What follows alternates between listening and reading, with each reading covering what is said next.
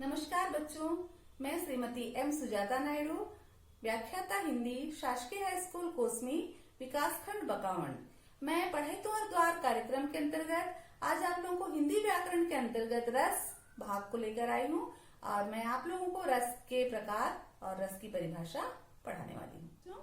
आज मैं आप लोगों को रस किसे कहते हैं और रस के कौन कौन से अंग हैं बताने वाली हूँ, है ना। रस की परिभाषा पहले देखो। रस, काव्य में रस का अर्थ है आनंद की प्राप्ति। ठीक है, जैसे कविता, कहानी, उपन्यास, नाटक आदि हम लोग पढ़ते हैं, लिखते हैं, देखते हैं, सुनते हैं। तो जब ये सारी चीजें हम लोग देखते, सुनते, लिखते, पढ़ते हैं तो हमको एक आनंद की अनुभूति होती है। वह आनंद जो है रस कहलाता है। ठीक है, आनंद की प्राप्ति ही रस कहलाता है ना। तो अब हम देखेंगे रस जो है काव्य की आत्मा है, काव्य का प्राण है।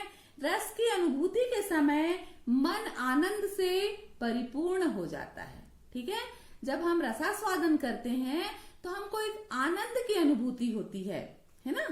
तो काव्य में जो है काव्यास्वादन के अनिर्वचनीय आनंद को रस कहा गया है।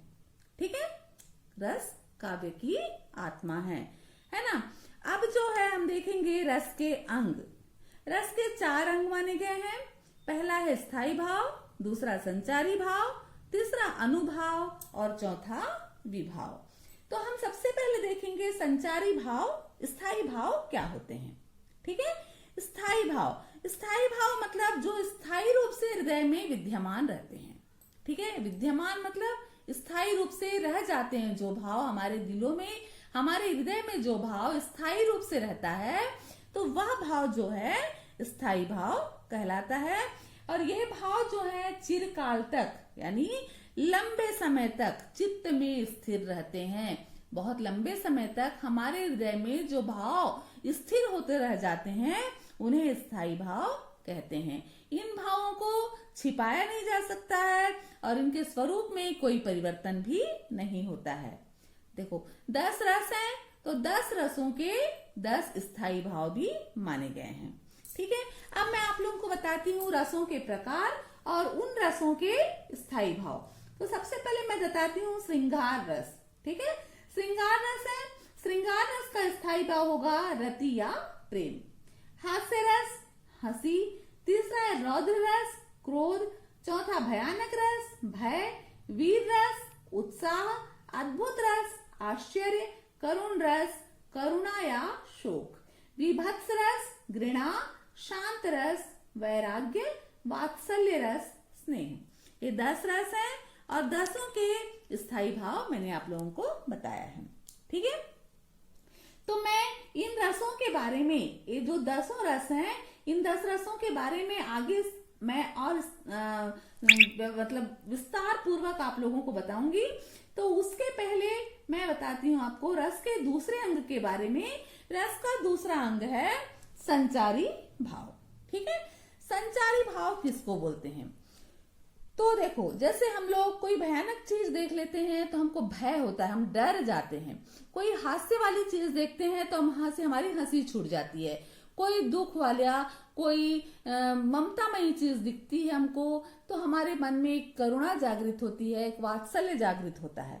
ठीक है, तो ये जो जल्दी जल्दी उत्पन्न होने वाले जो अस्थिर मनोविकार हैं वो संचारी भाव कहलाते हैं। ठीक है, जैसे भयभीत के मन में उत्पन्न, जैसे कोई डर गया है ना, तो उसके मन में जो है तुरंत एक चिंता, एक शंका, एक त्रास, ये सारी चीजें तुरंत उत्पन्न हो जाती हैं। इन्हें संचारी भाव कहते हैं। तो स्थायी भाव मैं पहले बताई थी। स्थायी भाव यदि सरोवर में स्थित जल की तरह है तो संचारी भाव उसमें उठने वाली नन्ही नन्ही लहरें हैं। ठीक है, जो शीघ्र उठती हैं और जल में विलीन हो जाती हैं। जो नन्ही नन्ही लहरें उठती हैं वो तुरंत उठती हैं और तुरंत पानी में मिल जाती है। अर्थात जो भाव जल के लहरों या बुलबुलों की तरह प्रकट होकर नष्ट हो जाते हैं और अन्य भावों के द्वारा दबाए जाते हैं उन्हें संचारी भाव कहते हैं।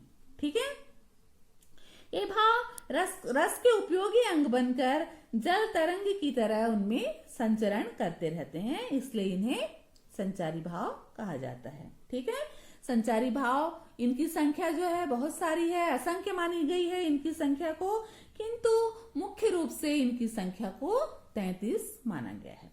ठीक है, अब मैं ये नाम पढ़ती हूँ, आप लोग सुनना। निर्वैध, ग्लानि, मद, स्मृति, शंका, आलस्य, चिंता, दीनता, मोह, चपलता, हर्ष, घृति, त्रास, उग्रता, उन्माद, असूया, श्रम, क्रीड़ा, आवेग, गर्व, विषाद, औत्सुक्य, निद्रा, अपस्मार, स्वप्न, विबोध, अवमर्श, अवहिता, मति, व्याधि, मरण, वितर्क, जड़ता, ये सारी चीजें जो है संचारी भाव को माना गया है। संचारी भावों की संख्या है सब, है ना। तो ये हो गया। अब हम तीसरा पढ़ते हैं, अनुभाव। अनुभाव किसे कहते हैं? जैसे आश्रय की बाहरी चेष्टाओं को अनुभाव कहते हैं। जैसे भालू से भयभीत व्यक्ति का कांपना, चीखना, हाथ पांव मारना, भागने की चेष्टा करना आदि अनुभाव के उदाहरण हैं। जैसे हम लोगों ने भालू को देख लिया, तो भालू को देख के क्या हम स्थिर खड़े हो पाएंगे? नहीं, है ना। हम लोग डर जाएंगे, कांपेंगे, चीखेंगे, हाथ पांव मारेंगे, भागने की चेष्टा करेंगे। तो ये सारे भाव जो हमारे मन में उत्पन्न होते हैं, ये अनुभाव कहलाते हैं। ठीक है, तो वाणी तथा अंग संचालन आदि की जिन क्रियाओं से आलंबन और उद्दीपन आदि के कारण आश्रय के हृदय में जागृत भावों का साक्षात्कार होता है, वह व्यापार ही अनुभाव कहलाता है। यह अनुभाव की परिभाषा है। ठीक है, अब हम यहाँ पे अनुभाव के भेद भी हैं, लेकिन हम लंबा विस्तृत ना जाते हुए आगे हम जाएंगे कि रस को जो है 10 भागों में बांटा गया है ना। रस के 10 भेद हैं। तो सबसे पहले हम देखेंगे श्रृंगार रस। ठीक है, श्रृंगार रस हम देखते हैं। तो जहां श्रृंगार रस किसे कहते हैं? जहां स्त्री पुरुष के प्रेम भाव का वर्णन किया जाता है, वहां श्रृंगार रस होता है। ठीक है, कविताओं में तुम लोगों ने पढ़ा होगा, पढ़ते हो, मैं बहुत सारी कविताएं आगे की कक्षाओं में भी पढ़ा होगा आप लोगों ने कि बहुत सारी प्रेम पूर्ण कविताएं रहती हैं। तो जहां स्त्री या पुरुष के प्रेम का वर्णन किया जाता है, ठीक है, वहां क्या होता है? श्रृंगार रस होता है। तो श्रृंगार रस जो है प्रेम का वर्णन होता है। और जैसे कि उदाहरण मैं आप लोगों को बता रही हूँ, राम के रूप निहारत जानकी, कंकन के नग की परछाई। राम के रूप को निहार रही है कौन? सीता मैया। जानकी मतलब सीता मैया कंकन के नग की परछाई, अपने जो अंगूठी वो पहनी हुई थी उसके नग की परछाई में उनके रूप को वो निहार रही थी। एक श्रृंगार रस का उदाहरण है। तो जहां स्त्री और पुरुष के प्रेम का वर्णन होता है, वहां पर श्रृंगार रस होता है। श्रृंगार रस भी 2 प्रकार के हैं, संयोग श्रृंगार और वियोग श्रृंगार। तो जहां पर स्त्री पुरुष के मिलन का वर्णन होता है, वहां संयोग श्रृंगार होता है। और जहां स्त्री पुरुष के मध्य वियोग का वर्णन होता है, वहां वियोग श्रृंगार होता है। संयोग यानी मिलना, वियोग मतलब बिछड़ जाना। ठीक है, तो संयोग श्रृंगार का मतलब होता है, संयोग श्रृंगार जो है स्त्री और पुरुष के प्रेम के मिलन का रस है, संयोग श्रृंगार रस। और स्त्री और पुरुष के वियोग का रस है वियोग श्रृंगार रस। ठीक है, संयोग श्रृंगार रस और वियोग श्रृंगार। अब हम दूसरा रस पढ़ते हैं, हास्य रस। हास्य रस नाम से ही मालूम हो रहा है, जिसमें हमको हंसी आती हो वह हास्य रस है ना। तो हास्य रस का स्थायी भाव हंसी है। तो जब हम लोग कोई विचित्र वेशभूषा देखते हैं, हाव भाव देखते हैं, या उसको सुनते हैं, उसका वर्णन करते हैं या सुनते हैं, तो हमको जब हंसी आती है वह हास्य रस कहलाता है। ठीक है, हास्य रस का उदाहरण, इस दौड़ धूप में क्या रखा, आराम करो आराम करो, आराम जिंदगी की कुंजी, इससे न तपेदिक होती है, आराम सुधा की एक बूंद तन का दुबलापन खोती है, इसलिए तुम्हें समझाता हूँ मेरे अनुभव से काम करो। आराम करो आराम करो, हंसी आएगी? कोई बोलता है आराम करो, है ना? नहीं बोलते हैं ना, काम करो बोलते हैं। ठीक है, तो इस दौड़ धूप में क्या रखा, आराम करो। दौड़ धूप नहीं करेंगे तो खाने को मिलेगा? नहीं मिलेगा, है ना। तो आराम नहीं करना है, हमको काम करना है। ठीक है, तो ये सारी चीजें जो है जिससे हमको हंसी आ जाती है तो वहां पर हास्य रस होता है। ठीक है, आया समझ में। अब हम तीसरा पढ़ते हैं रौद्र रस। ठीक, रौद्र रस का स्थायी भाव होता है क्रोध, जिससे हमको गुस्सा आ जाता है। विरोधी, जब हमारे दुश्मन हमारे विरुद्ध जब कोई अनुचित कार्य करते हैं जो हमको पसंद नहीं आते हैं तो हमें गुस्सा आ जाता है। ठीक है, तो अब आश्रय के मन में क्रोध रौद्र रस की उत्पत्ति होती है। जहां गुस्सा आता है वहां रौद्र रस होता है। उदाहरण है, कहा कैकेयी ने सक्रोध, दूर हो दूर अरे निर्बोध, सामने से हट अधिक न बोल, बीज है रस में विष मत घोल। है ना, ये रौद्र रस का उदाहरण है। चौथा है भयानक रस। भयानक रस का स्थायी भाव भय है। किसी वस्तु या घटना को जब हम देखते हैं तो मन में भय उत्पन्न होता है, वहां पर भयानक रस होता है। ठीक है, जैसे कोई चीज हमको देखते हैं, कोई चीज हमको दिखती है, हम डर जाते हैं, तो वहां पर भय या डर मन में उत्पन्न होता है, वहां पर भयानक रस होता है। उदाहरण, उधर गरजती सिंधु लहरियां, कुटिल काल के जालों सी। ये सारी चीजें मैं आप लोगों को लिखवा दूंगी। ठीक है, उधर गरजती सिंधु लहरियां, कुटिल काल के जालों सी, चली आ रही फेन उगलती, फन फैलाए ब्यालों सी। ठीक है, अब हम पांचवा रस पढ़ेंगे वीर रस। वीर रस का स्थायी भाव उत्साह है। जहां कविता में किसी व्यक्ति के उत्साह का वर्णन हो वहां वीर रस होता है। ठीक है, उत्साह, जब हम कोई वीर रस की कविताएं पढ़ते हैं तो हमारे मन में उत्साह आता है ना। जैसे हम लोग अक्सर 15 अगस्त 26 जनवरी में वीरों की कहानियों को सुनते हैं, पढ़ते हैं, तो हमारे मन में एक उत्साह आता है, हमको लगता है कि हम भी ऐसा करें।